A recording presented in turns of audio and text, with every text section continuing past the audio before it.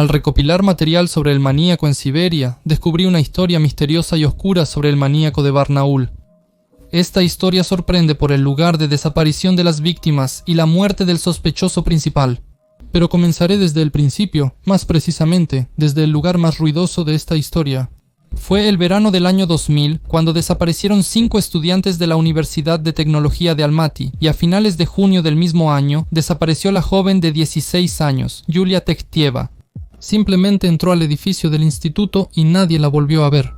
Un mes después, el 28 de julio, desapareció la estudiante Liliana Vozniuk, quien era de fuera de la ciudad y vivía en un dormitorio. Fue a una consulta y no regresó. Después de la desaparición de Vozniuk, se reforzó la seguridad en el campus universitario, se sellaron las oficinas no utilizadas y se involucró a los estudiantes de cursos superiores en la patrulla del territorio. Pero eso no impidió que el maníaco atacara de nuevo. El 1 de agosto, Olya Shmakova fue a conocer los resultados de sus exámenes y desapareció. La vieron por última vez en el vestíbulo del edificio principal. Un día tras la desaparición de Shmakova, su padre intentó denunciar el hecho, pero la policía se negó a aceptar la denuncia. La denuncia fue aceptada solo después de los escándalos. El padre comenzó su propia investigación y vio un sistema en la desaparición de las chicas e intentó informar al investigador, pero él simplemente se negó a escuchar. El 8 de agosto desaparece Angela Burdakova de 17 años. Se dirigió a la oficina 14 para presentar una solicitud para ingresar al departamento de pago, obtuvo el formulario, salió al pasillo y desapareció. Es notable que los padres de Burdakova levantaron la alarma de inmediato, pero la administración de la ciudad declaró: «Tenemos una celebración en marcha, ¿quieres poner a toda la ciudad en alerta?». Se impuso una política de silencio. Desconocidos empezaron a quitar hojas con la foto de Burdakova. Una ola de rumores se extendió por la ciudad. Comenzó el pánico entre los residentes. Aparentemente, todos en Barnaul habían escuchado sobre las misteriosas desapariciones. Y luego, el 15 de agosto, desaparece Ksenia Kirguisova, que había pasado exitosamente sus exámenes de ingreso. La última vez que vieron a Ksenia fue su amiga en la entrada del edificio principal. Un detalle clave: las desapariciones de agosto fueron los martes. El padre de Ksenia Kirguisova resultó ser un empresario influyente, y después de su intervención, los casos de búsqueda se reclasifican como criminales y se unen en una serie. Inicia una búsqueda masiva. Antes, la evidencia indicaba que se detendría sola. El padre de Kirguisova incluso proporcionó a sus hombres para ayudar a la policía a inspeccionar conjuntamente los vehículos sospechosos que salen de la ciudad.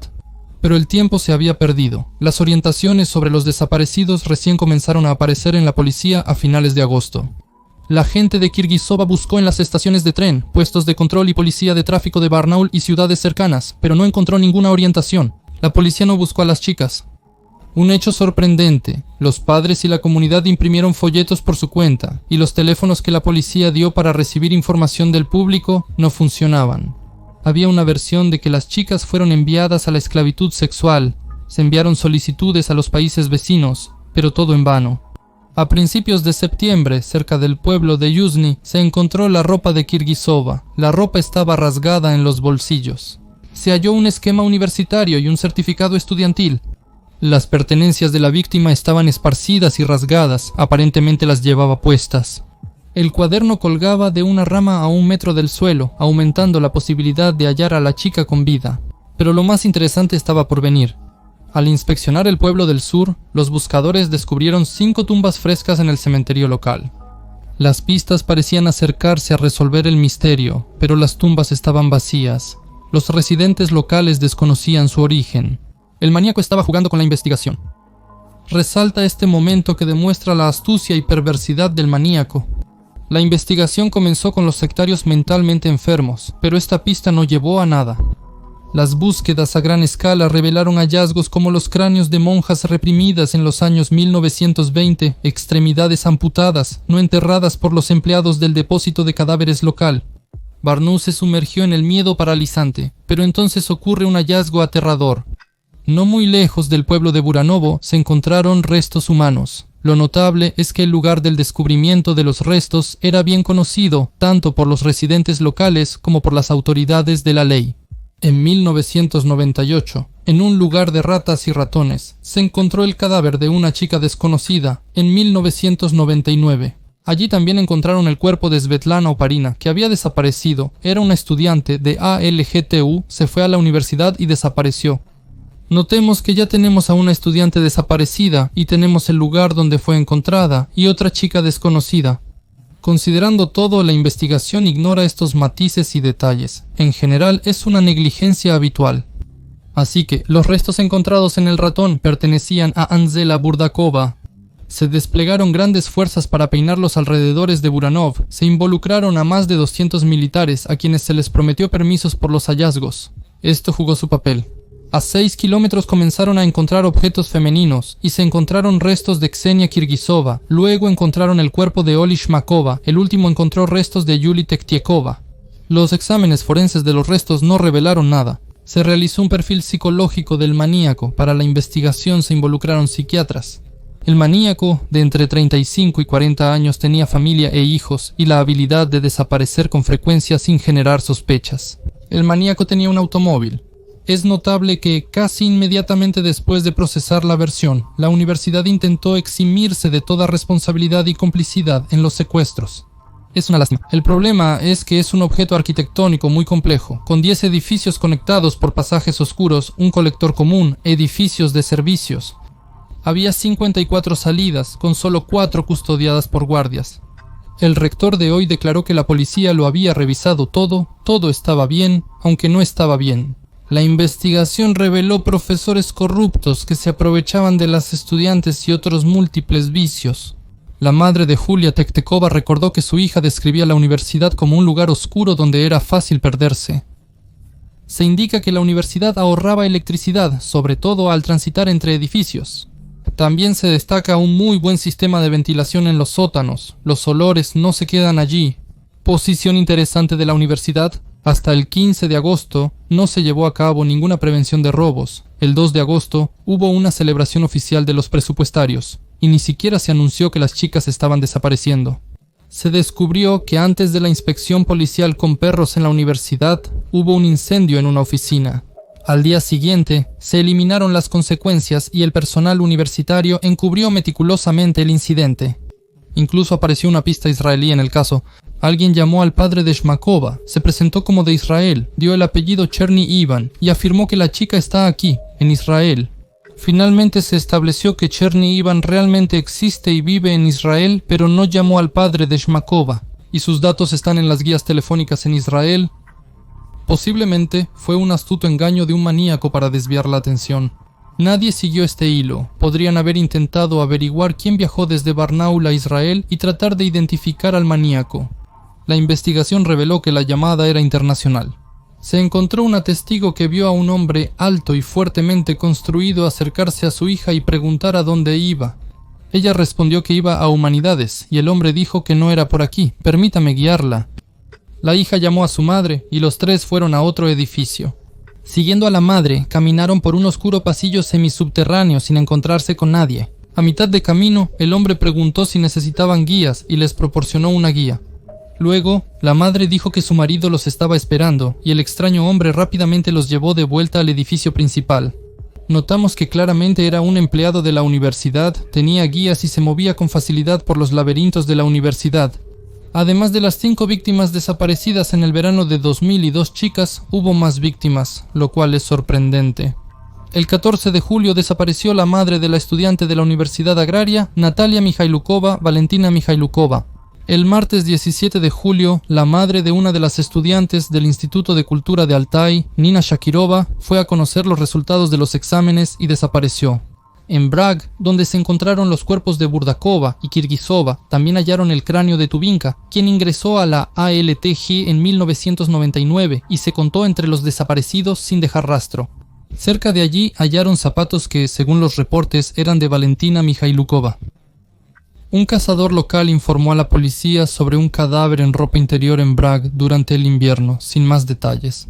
Por lo tanto, el número de víctimas asciende a 10 personas. El famoso general moscovita comenzó a fumar. Precisamente su participación y su mala reputación sembraron dudas sobre la culpabilidad del principal sospechoso. El asunto es que el general se hizo famoso porque sus sospechosos inocentes asumían la culpa de otros. Igor Bushnev se declaró culpable bajo presión en el caso del asesinato del clérigo Alexander Men, una figura polémica cuya llegada a Barnaul llevó a encontrar al sospechoso rápidamente. El 27 de octubre detienen a Alexander Anisin, comerciante de calzado femenino del mercado local, de 45 años. Tenía 2 condenas. En 1997 fue encarcelado por juliganismo y en los 90 por trabajos correctivos por intento de robo. Tenía un automóvil. Fue arrestado por la denuncia de una de las aspirantes a la ALGTGU, a quien le ofreció ayuda para ingresar a la universidad. Admite los asesinatos durante los interrogatorios. No es sabio que todo se conozca en el general. En la celda, Anisin intenta ahorcarse con un cordón, pero no lo logra. Las circunstancias del arresto y de la muerte son inciertas. Lo detienen por guardar un recorte en el garaje. El 1 de noviembre, escoltados por convoyes, solo 9 personas, entre criminales y operativos. Se escapa y salta por la ventana, ya sea el 9º piso, donde fue llevado para identificar al receptor, quien vendió las joyas de las víctimas asesinadas, o saltó durante un experimento forense en ALTGTU. Los hechos son hechos. No había pruebas sustanciales en su contra. Él mismo saltó. Se desconoce si alguien le ayudó. La prensa informó sobre un presunto caso criminal contra Conviro por negligencia, pero no se ha confirmado su veracidad. En general, en el año 2003, el caso fue suspendido y las chicas dejaron de desaparecer en la ALGTGU. Anualmente cerca de 300 personas desaparecen en Barnaul. Hay suficientes maníacos en esta ciudad, de los cuales hablaré en otra historia. Esta es la conclusión general. Los detectives dirigidos por el general atraparon al maníaco, fingieron haber encontrado al asesino, y este cambió su firma y se escondió. Quizás se mudó a otra ciudad, donde sus nuevos crímenes, debido a las peculiaridades del sistema de justicia ruso, de ninguna manera se asocian con la serie de Barnaul. Lo más probable es que fuera un profesor de ALGTGU, probablemente de Ciencias Humanas, que también daba cursos en el Instituto Agrario y el Instituto de Cultura. Esto explica su familiaridad con estas universidades y la presencia de manuales de ruso e historia. Además, el propio carácter del juego con evidencia, tumbas vacías y la pista israelí sugieren la idea de un maníaco intelectual que bien podría haber cambiado su escritura gracias al suicidio del sospechoso Anisin. Disfrutando de la estupidez de la investigación, que aparentemente pensaba que todos los asesinatos fueron cometidos por un idiota mentalmente enfermo, incapaz de modificar su método por su torpeza. En general, se creó una situación mutuamente beneficiosa tanto para la investigación como para el maníaco. Atribuyeron 10 víctimas al suicida y eso los tranquilizó. Y el maníaco mata silenciosamente una vez al año, en algún lugar en otra región, a una de las miles de chicas que desaparecen sin dejar rastro. El contenido de este mensaje es inapropiado y no puedo responder a ello de manera responsable. Y los tontos detectives no pueden conectar un asesinato en cualquier ciudad con la serie de Barnaul, porque eso es imposible en Rusia. Y lo más interesante es que el método de asesinato de las estudiantes no se publicitó. Un tema muy interesante y oscuro, con muchos puntos sin aclarar, y queda la impresión de que alguien no contó algo y la evidencia ocultó algo. Está el incendio en la universidad relacionado con la desaparición de los estudiantes. ¿Cuál es el papel del general en este asunto? ¿Qué hay detrás del juego misterioso del maníaco? Finalmente, un residente o historiador local podría conocer la ubicación del ratón topo. Necesitaba juntar estos hechos. El profesor de Ciencias Humanas, posiblemente un historiador, enseña en diferentes universidades cerca del pueblo de Buranovo o alrededores. Es probable que haya viajado a Israel. En algún sitio, estas conjeturas se habrían fusionado en la imagen de un individuo en particular.